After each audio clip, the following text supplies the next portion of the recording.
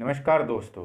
आज मैं बताऊंगा आपको एक ऐसा तरीका जिसे आप अपनी ज़िंदगी में अपनाकर अपने रिलेशनशिप को और भी मजबूत कर सकते हैं। आम तौर पे जो लोग एक गलती करते हैं रिलेशनशिप में, जब भी वो किसी नए रिलेशनशिप में आते हैं तो वो क्या करते हैं, वो सारा दिन अपने पार्टनर को सुबह से लेकर शाम तक मैसेजेस करने लग जाते हैं।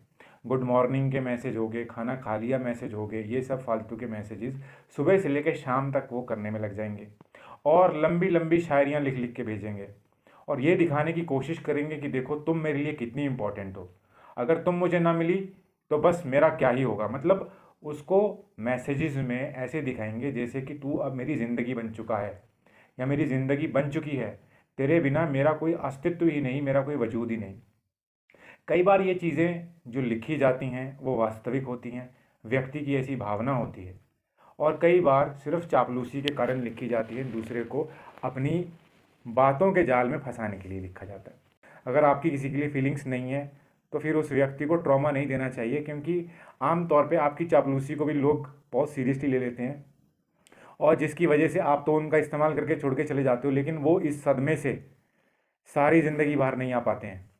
इसलिए इस बात का ध्यान रखना बहुत ज़रूरी है कि किसी भी लड़के या लड़की को सिर्फ शोषण करने के पर्पज़ से उसकी तारीफ़, मीठी मीठी बातें नहीं करनी चाहिए। तो चलिए बात उन लोगों की करते हैं जो वाकई में किसी से सच्चा प्यार करते हैं और उनको लगता है कि प्यार करते हैं तो अपनी फीलिंग्स को जाहिर करना बहुत ज़रूरी है।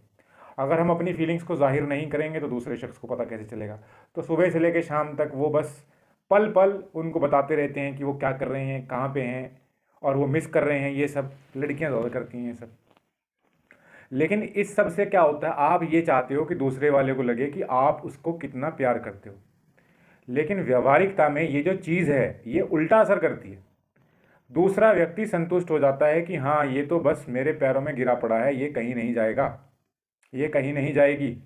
तो वो आपकी तरफ से बिल्कुल टेंशन फ्री हो जाता है और आप जैसे ही वो आपकी तरफ से टेंशन फ्री होता है, या यूँ कह लो कि बिल्कुल फ्री माइंड ही हो गया, कहने लगे ये तो कहीं जा ही नहीं रहा, इसको तो अटेंशन देने की ज़रूरत नहीं है, तो वो आपको बिल्कुल अटेंशन देना छोड़ देता है। फिर उसका ध्यान दूसरी जगह चले जाता है, क्योंकि वो तो आपकी तरफ से बिल्कुल निश्चिंत है। यही चीज़ पति पत्नी में होती है, रिलेशनशिप में होती है। अब पत्नी का सारा फोकस पति पे होता है, पत्नी के लिए पति ही सब कुछ है, तो पत्नी उसको सारा अपनी तरफ से फीलिंग सारा कुछ जो उसके लिए कर सकती है वो करती है। तो पति को हो जाता है कि ये तो कहीं जाने वाली है ही नहीं, बच्चे हो गए, अब ये कहाँ जाएगी। तो उसको सिक्योरिटी फील होती है, जिसकी वजह से वो धीरे धीरे उसके व्यवहार में गिरावट आनी शुरू होती है और वो पत्नी के साथ गाली गलौज शुरू करता है और कई बार तो 2-4 बार हाथ भी उठा देता है। तो ये सब चीज़ें देखने को मिलती हैं। तो ये क्यों होता है? क्योंकि आप जब किसी को अपनी ज़िंदगी बनाते हो तो वो व्यक्ति आपके सिर पे चढ़ जाता है और फिर नाचता है। एक तो होता है सिर पे चढ़ना, सिर पे चढ़ के नाचना, वो अलग ही लेवल आ जाता है। तो आपको किसी को अपने सिर पे नहीं चढ़ाना है, चाहे वो पति हो, पत्नी हो, प्रेमी प्रेमी हो, कुछ भी। किसी भी व्यक्ति को अगर सुख से ज़िंदगी जीना चाहते हो तो एक बात हमेशा याद रखना, व्यक्ति की यात्रा अकेली होती है। हम सब की जीवन यात्रा अकेली है। हम सब ये जो रिश्ते नाते बनाते हैं, यार दोस्त, रिश्ते नाते, पति पत्नी, गर्लफ्रेंड बॉयफ्रेंड, ये सब जो रिश्ते होते हैं ये हम अपने टाइम पास और सुविधा के लिए बनाते हैं। इन सब की कोई आवश्यकता नहीं है, लेकिन हाँ ये हों तो जीवन थोड़ा सा अच्छे से निकलता है, आनंद से निकलता है। अगर हमें इन चीज़ों का सही से इस्तेमाल, या ये ऐसे समझ लीजिए ये एक खेल है, और अगर हमें इस खेल को सही से खेलना नहीं आता तो हम निश्चित तौर पे डिप्रेशन में जाएंगे। इसलिए रिश्ते को आप एक गेम के तौर पे देखो। ये गेम है जिसके नियम और कायदे आपको आने चाहिए, और अगर नियम और कायदे सीख लिए और इसकी प्रैक्टिस कर ली, फिर आप इस गेम में मास्टर परफेक्ट कर जाओगे। You will perfect this game of relationship. लोग दिल से खेलते हैं, दिल तोड़वा लेते हैं अपना। ये कहने को जो मर्जी कहे जाओ, मैंने तो यही देखा, आप रिश्ते दिमाग से चलाओगे, फीलिंग्स इंटेंशंस अपनी सही रखनी पड़ती हैं। ऐसा नहीं है कि दिमाग से चलाने का मतलब ये नहीं है कि दूसरे का इस्तेमाल किया छोड़ दिया, वो वाले दिमाग की चलाने की बात नहीं कर रहा हूँ, वो तो शोषण है। दिमाग से चलाने का मतलब सोच समझ के बात करनी पड़ती है, देख के मूड, कि हम जिससे बात कर रहे हैं उसका मूड तो ठीक है। अगर हमें किसी से अपने दिल की बात कहनी है और हम चाहते हैं कि वो हमारी बात माने भी, तो प्यार से कहनी पड़ेगी और मूड देख के कहनी पड़ेगी। तो दिमाग का इस्तेमाल किया ना हमने। अगर हम वही करें, नहीं नहीं हमें तो जो कहना अभी कहेंगे, स्ट्रेट फॉरवर्ड है, हम तो लोग तो स्ट्रेट फॉरवर्ड होने का भी बड़ा घमंड पाल के बैठते हैं। हम स्ट्रेट फॉरवर्ड हैं, चाहे जितना मर्जी नुकसान हो जाए जीवन में, हम स्ट्रेट फॉरवर्ड हैं। ये गलती नहीं करनी है। स्ट्रेट फॉरवर्ड होना कोई बहुत बड़ी उपलब्धि नहीं होता है जीवन में। एक बात को समझना है आपको, बस एक बात को समझना है कि ये जो रिश्ते नाते हैं ना, उनको बहुत ही संयम और धैर्य से, जैसे चाय को अगर धीमी आंच पे पकाओ तो बहुत अच्छी बनती है, वैसे ही रिश्तों को प्यार की आंच पे बहुत धीरे धीरे पकाना पड़ता है, तभी उनमें मजबूती आती है। लेकिन यहाँ पे मनोविज्ञान भी साथ के साथ खेल खेलता है। तो यहाँ पे मैं आपको एक चीज़ जो बता रहा हूँ कि कभी भी अपने पार्टनर को अपनी ज़िंदगी नहीं बनाना है। अगर बना भी लिया है तो उसे ये जताना नहीं है, क्योंकि अगर तुमने उसको ये जता दिया तो फिर वो समझ जाएगा कि अब वो तुम्हारी कमज़ोरी बन चुका है, तो फिर वो आपको अपने इशारों पे नचाएगा। स्वाभाविक है, ऐसा ही करते हैं, तुम देख लेना जीवन में, चाहे ऐसा ही होता है। जहाँ दूसरे को लगा कि आप उसे बहुत चाहते हैं, तो फिर वो आपकी इस बात का अनड्यू एडवांटेज लेता है। छोटे बच्चों को देख लो, आप बहुत प्यार करो उनसे, उनको बहुत प्यार करो तो वो क्या करेंगे, वो जब भी कोई नई चीज़ खरीदनी होगी तो वो रोने लग जाएंगे, चीखने चिल्लाने लग जाएंगे। उनको पता है कि रोने से चीज़ मिल जाएगी। और अगर मान लो कोई पेरेंट्स हैं, वो बच्चों के रोने का असर होता नहीं उनके उनके ऊपर, बच्चा जितना मर्जी ड्रामे करता रहे, वो कोई इफेक्ट नहीं पड़ रहा उन पे, तो एक वक्त के बाद बच्चा सोचेगा कि इनके सामने रोना भी टाइम वेस्ट करना ही है।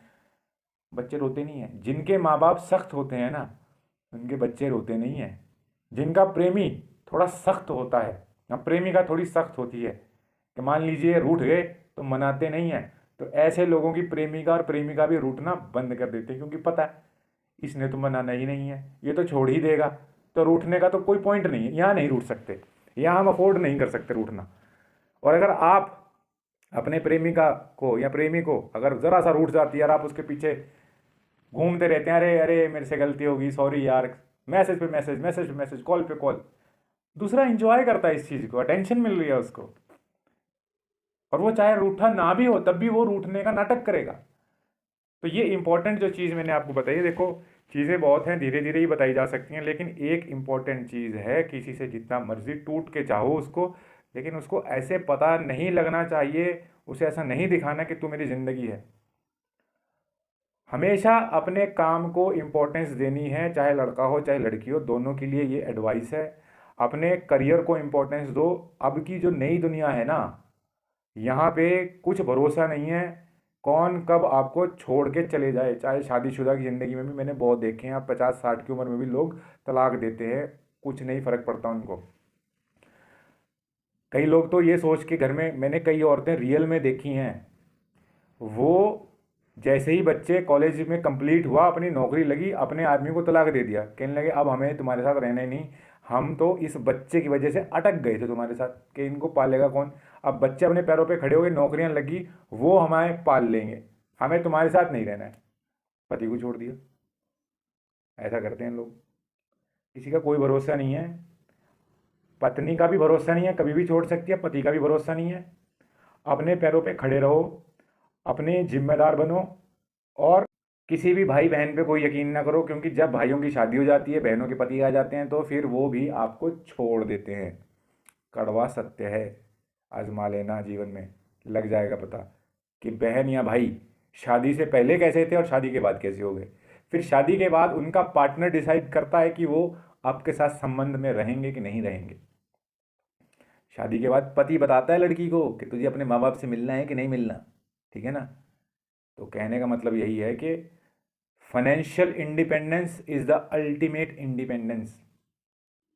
थोड़े ही स्तर पे सही, पर कुछ ना कुछ अपनी आमदनी के बारे में सोचें, और करियर पे ध्यान दें। करियर है तो रिश्ते नाते आते जाते रहते हैं, लेकिन करियर नहीं रहेगा तो कोई किसी को नहीं पूछता, सीधी सी बात। फिर भी कोई सवाल आप पूछना चाहें तो मैसेज में पूछ सकते हैं।